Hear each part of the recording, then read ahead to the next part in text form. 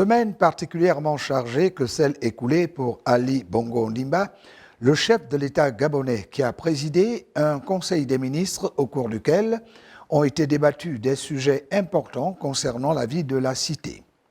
Entre autres points à l'ordre du jour, l'habitat et l'urbanisme, conclu par l'adoption du texte visant à constituer des réserves foncières pour favoriser la mise en œuvre des projets de construction de logements sociaux et parcelles constructibles en faveur des populations,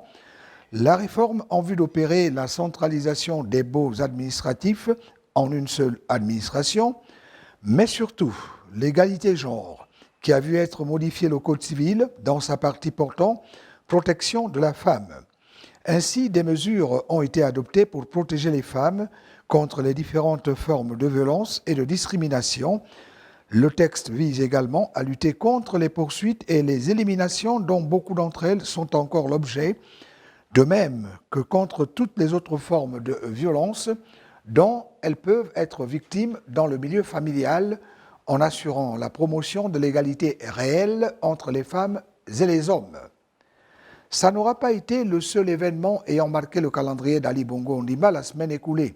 car le chef de l'État gabonais a prononcé une importante allocution en début de semaine, allocution portant sur les consignes à l'endroit de ses compatriotes pour qu'ils acceptent de recevoir le vaccin contre le Covid-19, dont le Gabon a récemment reçu une première dotation de 100 000 doses du laboratoire chinois Sinopharm, que viendront compléter celles en provenance d'autres laboratoires. Pour montrer jusqu'à quel point il se veut rassurant, Ali Bongo Ondimba, qui a déclaré que se vacciner, c'est se protéger et protéger ceux qu'on aime,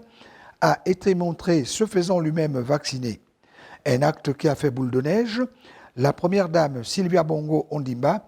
le coordinateur général des affaires présidentielles Noureddine Bongo Valentin et le Premier ministre Rose Christian Osunkara Ponda et son équipe gouvernementale lui emboîtant le pas. Attendu désormais, les personnels soignants, les forces de sécurité, les personnes âgées et celles plus exposées que d'autres à la maladie. Ali Bongo Ondimba a également reçu en audience la semaine écoulée plusieurs personnalités. Et tout d'abord, le Premier ministre Rose Christian Osunkara Ponda, qui a accompagné le ministre de la Santé, Dr Guy Patrick Obiandon. Il s'est agi, au cours des échanges avec le chef de l'État, d'exposer le plan national de vaccination ainsi que le plan détaillé du déploiement de celui-ci sur toute l'étendue du territoire afin que toutes les personnes le désirant puissent avoir accès au vaccin. Le président de la République a ensuite reçu en audience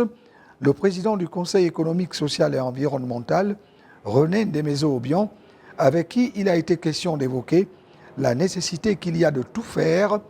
pour que l'ensemble des fils spirituels d'Omar Bongo Ondimba se retrouvent et renforcent leurs liens en dépit des malentendus pour qu'ils soient à même de surmonter leurs divergences pour ne regarder que le développement du Gabon. Enfin, Ali Bongo Ondimba, à la semaine écoulée, accordé une audience tout aussi importante à une délégation de consultants en énergie et ressources hydrauliques venus lui rendre compte des résultats de l'audit qu'il avait commandité sur la desserte en eau et électricité, avec pour objectif de voir les populations, sans exclusive, en bénéficier ou voir la desserte s'améliorer sur tout le territoire national.